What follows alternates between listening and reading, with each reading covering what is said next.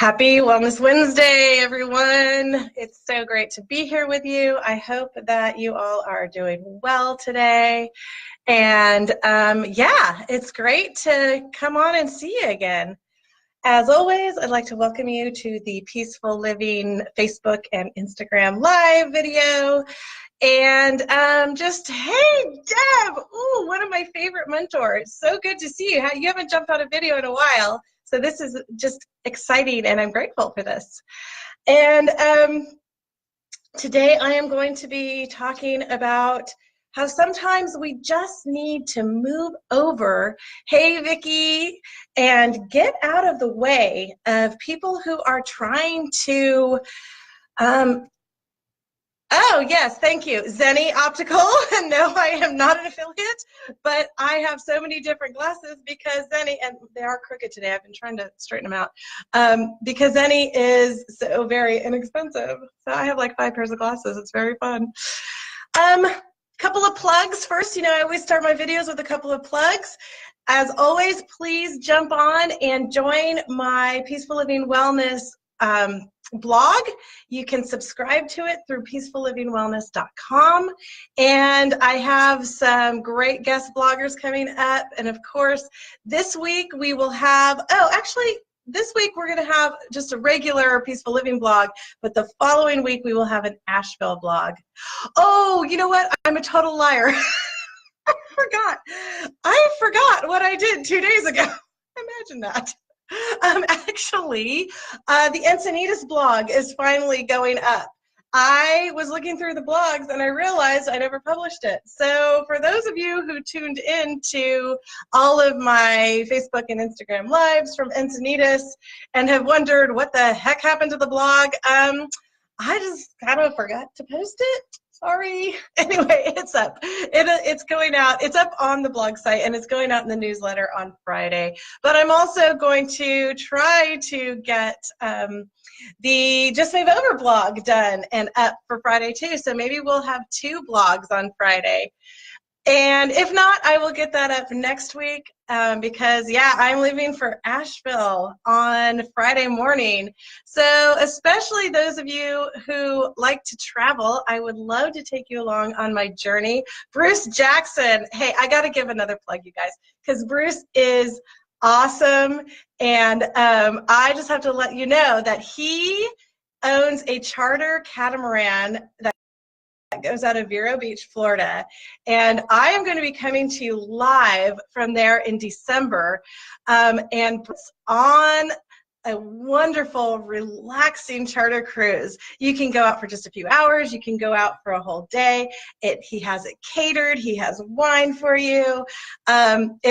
It's really nice. I've done it before because Bruce is a friend, and I am really excited to be able to bring that to you again in December. So very cool. Bruce is on here. SailMoonraker.com. So again, SailMoonraker.com. Great way to enjoy some peaceful living if you're taking a little trip to Florida. Okay, so this weekend trip to Asheville, I'm going to be visiting the Shoji Retreat and Spa, talk about peaceful living. So tune in all weekend for that. And yeah, in a week or 2, we'll have that blog up, but lots of social media in the meantime. Okay, so enough plugs. Let me get to the topic at hand. So I am commuting now again. Deb, do you remember all the commuting we used to do? Deb is a retired academic. I'm an early retired academic, and we used to commute to the schools where we taught. So when I moved to the South, I was so excited to not have to commute again. Well, guess what? I realized that the opposite of commuting is getting stuck in the compound. And we tease that Cane Bay Plantation, where I live, is the compound. And some of us who work from home, we will call each other and say, have you left the compound in days? And I realized that there would be 3-4 days that had gone by that I'm doing this online, right? I work with my clients online, and I had not left the compound. I may have gone up the street to go to the supermarket, but other than that, I've been in the plantation. So I have decided to do some networking in downtown Charleston and an area called Daniel Island, an area called Mount Pleasant, where I used to live. And I'm commuting again to do that. Now, it's just 2 days a week, so it's not that bad. But you know what? This may be the South, and it's supposed to be a little slower here. But the drivers are sort of Los Angeles-ish, and my California people will understand what I mean by that. So a little crazy driving, lots of tailgating, lots of people who like to do the in and out. Oh, that is so Orange County, right, Deb? So the driving is still a little crazy. Hey, Jonathan Preston, another Californian jumping in. So nice to see you. And so, yeah, I'm going to have some stories from the road. So this time, my inspiration was yesterday. I was in bumper-to-bumper traffic because there were 3 accidents. Really, we don't have to have traffic here in Charleston. We don't. We have a lot of people, but it's not LA, right? So we don't have to have traffic, but because people tailgate, there's always like 1, 2, 3 of these little bumper fender benders. That's what they're called, fender benders. Well, so after sitting in that and knowing that I was running a little late, but I was still going to be okay, I'm going over a bridge. We have lots of water here in Charleston and rivers, and I'm going over a bridge of a river to get to Daniel Island. It's an island, right? And this woman behind me, and I'm going to be very Southern right now, and I'm just going to say, bless her heart. And I mean that in the way that some Southerners mean it, that, oh my gosh. She's in her fancy Range Rover, and she's maybe like, I don't know, early 30s. And she is on her phone and not watching the road. And we're stop and go still. And she's looking in her mirror, and she's doing lipstick. I mean, Californians, right? How many times have we seen this in California? But she's right on my tail. And I'm thinking, oh my gosh, you better back off, lady. But you know what? The thing is that I can't get her to back off. And just like I can't get a driver to back off my tail, she's not even paying attention to me. She wasn't even looking at the road. She didn't, I think, realize how close she was to me. So even if I tapped my brakes, she still wasn't going to heed that warning. I realized, you know what? I just have to move over. And I thought about what a great metaphor that is for so many things in life. Because we live in a society that has all sorts of socially constructed rules. Now, those of us who come from the academic background, Deb, we talk about social construction all the time. We talk about the social construction of gender and race and culture. And what that means is that we have these people in our lives, and maybe they're people who are in our lives, but maybe they are people that are just on YouTube, on Instagram, right? People like me telling you how to act. And there's all of these things that can start to control us. And honestly, y'all, that is very stressful. So what do? I work with people who have stress and who are ready to break out of the pattern of stress that they are in. So let me give you an example. Other than the metaphor of the car, right? And I just moved over and let her go on by and she could tailgate somebody else. And honestly, she was tailgating a semi-truck. And if she rear-ended him, she was going to be unhappy. The truck would not have had much damage, except we were on a bridge. So maybe he would have gone over. I don't know. Anyway, so I just moved over. I didn't want to be the one to go over the bridge. But I realized that I also need to do that in my life. And that's one of the things that I talk to my clients about all the time. How do we do this in our lives? So often I talk to people who they are making accommodations, they are making unnecessary sacrifices because they have a socially constructed idea of how they are supposed to act. Now, I'm going to start with a light example, and then I'm going to go to a heavier example. So the light example is I have a dear friend who I was having dinner with last night, and she was telling me that if I want to work with a certain type of client, entrepreneurs, because I work with entrepreneurs a lot, but if I want to attract entrepreneurs who are stressed out, they're heading towards burnout, it's hard to be an entrepreneur because you don't have that constant salary coming in. And so many of us right now are like, oh, feeling the effects of Hurricane Florence. that we had to cancel client appointments. We didn't have income coming in, and we're catching up. We're trying to get the extra client appointments in. But whenever there is a weather issue, we lose money. My husband's feeling the same thing in the dental office. Long story short, being an entrepreneur is tough. So she was telling me, Jen, if you want to attract that kind of business client, you've got to change your look, and you need to be more professional, tone down the lipstick. And I totally get what she's saying. However, here's the thing. If there's a client who doesn't want to work with me because I sometimes like to wear bright lipstick, that's not my ideal client. If there's a client who doesn't want to work with me because she views my kind of yoga, I'm only one woo, you guys. I'm not woo-woo. I'm just one woo. But if she doesn't like my woo, then she's not going to really get the mindfulness that I'm teaching her. She's not going to get that she can wear bright lipstick if she wants to and still be professional, or she can wear no lipstick if she wants to and still be professional. Because that's one of the things that we find in this social construction. I'm not telling people to go into a business meeting. John Preston is a lawyer. I'm not telling him to go into court. Actually, I think you do transactional, John, so you're not in court a lot. But I'm not telling him to go into client meetings wearing flip-flops. But I'm also saying that, you know what, we can still be who we are and be professional. And especially if you're an entrepreneur, especially if you're a coach. So as a coach, again, I want people to come and work with me who they're like, yeah, you rock that lipstick, girl. Or who understand, look at Jen. She's doing a video, which I've done many times before, if you follow my videos, and she doesn't have any makeup on. What the heck? She looks really washed out and sick. Sometimes. So it's okay to move over and away from those things that people tell us to do. So how about a little bit, that's my light example. How about a little bit of a heavier example? And this is something I work with my women clients on all the time. It's how they need to be as mothers, as daughters, as wives, as PTA moms, still dealing with the glasses here. There is so much pressure on us about how we are supposed to be.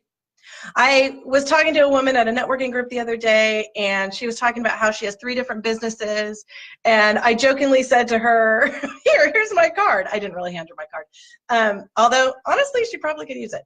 And I said, I work with people in stress management, but I'm coaching, and or I'm kidding rather. And she said, oh, I'm getting my stress management under control. I'm working on my helium hand, meaning she's not raising her hand to volunteer for things as much anymore.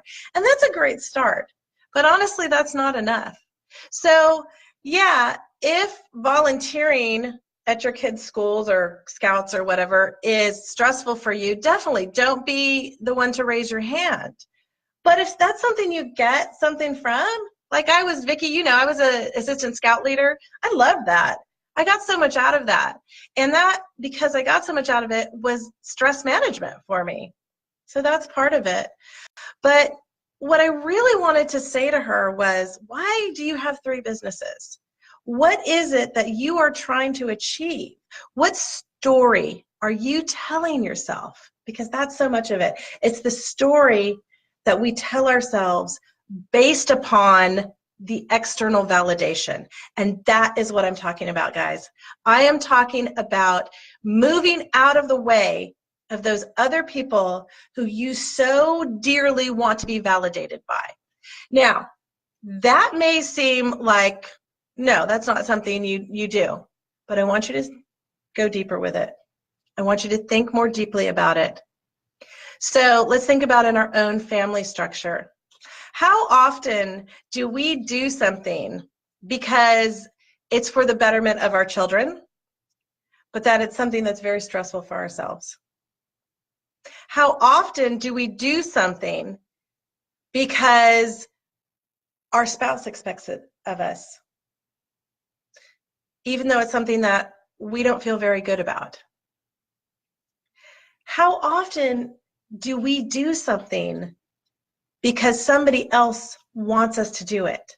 How often do we do something because we want approval from somebody else? And that to me is the key. It's that approval. So as an entrepreneur, as a business person, it is really tough because we do want approval because that's how we make our money, that people come to us. But what I have to say to the entrepreneurs, the business people, is there are enough people in this world that people will come to you if you are authentic, if you are pleasant. Now, maybe your authentic personality is not pleasant. We can talk about that in a different video. But it's not going to matter if you're wearing lipstick or not. To the moms out there, yes, we have to sacrifice some for our kids, but we will burn out just like an entrepreneur will burn out on being a mom if we are constantly doing for the kids and never doing for ourselves. I wrote a blog about putting the oxygen mask on yourself. I have, I think, a Facebook Live from about, I don't know, a year ago about putting the oxygen mask on yourself first. And that's sidestepping the societal expectation of go, go, go, go, go. Do. Busy is good. Because how many times have we talked to somebody and said, hey, how are you? And they say, oh God, I'm just so crazy busy. And it's almost like they're proud of themselves. But what they don't realize is that they're affecting their health. And that external validation of being busy is not something that is going to serve them now or later. So that's a little bit of a heavier topic. Sometimes it means putting up a boundary with your spouse. Just say, you know what, this time I'm not going to have dinner on the table. This time we're going to go out to dinner. Sometimes it'll be about, you know what, I understand that you want to come home from work every day and vent to me and tell me everything that went wrong in your day, because I hear this one over and over again. But today I can't hear it. Today I have a headache. Today Lena had a bad day. That was yesterday for me. I had to drive an hour back home because Lena was having a bad day at school. And those of you who know Lena, you know that she's not a regular kid that you can just say, go back to class. So that's it. So sometimes you have to put up those boundaries. Sometimes you have to put up the boundaries with the kids. My son is in high school now, and he, I think, feels a little too good for the school bus. So every day he's asking me to be his Uber driver. Well, you know what? I can't do that every day. I'll do it when I can. But he lays a little bit of a guilt trip on me. And I have to give him pushback and say, no, sorry, I'll do it when I can, but I can't today. Today you're going to have to ride the bus. So it's harder. It's harder to put up those boundaries in our families. It's harder to put up those boundaries in our marriages or our relationships. It's harder to step aside and say, you know what, I'm going to do what I need to do. And believe me, I did that. When I told my husband that I was going to be a yoga teacher, because that's how I started my journey in wellness, was I just was like, I'm done with the university. I know I have student loans. I know I have a doctorate worth of student loans, but I can't do this anymore. And I'm so glad that I did that, because I almost killed my pancreas with the stress of being in the university and being the mom of 2 special needs kids. But he was not happy with that, and he still gives me a lot of grief about it. But I got to do what I got to do, and this is what I got to do. And so I had to step into a different lane than him and ask for his respect back. And maybe that's the best way to wrap this up, is to say, sometimes when you move aside, sometimes when you step out of the way of the social construction, the family construction, the friend construction, the way to do it gracefully is not to say, hey, screw you, but to say, this is what I need to do, and I respect you so much, and I would really like that respect back. All right, so I will wrap up on that. Again, pop in to peacefullivingwellness.com. I am starting to take names for group coaching. So please, please, please get the word out there on that. I'm going to start that in January. My goal is to have a group of 10 people who are ready to make changes in their lives. They don't have to be here in Charleston. We do this online. And it's going to be a much lower price point than the individual coaching. So that will come in at $150 a month to meet twice a month for an hour and a half. And you get to create your own peaceful living manual with all of the great supplies I give you. And you get your own Facebook group that I will be in almost every day to answer questions, give feedback, and for you guys to talk to each other. So again, please spread the word on that. 10 spaces available, $150 a month, starting in January, and it will be for 3 months. All right. Thanks so much. Tune into Asheville this weekend, and I hope you all have a beautiful rest of your week. Namaste.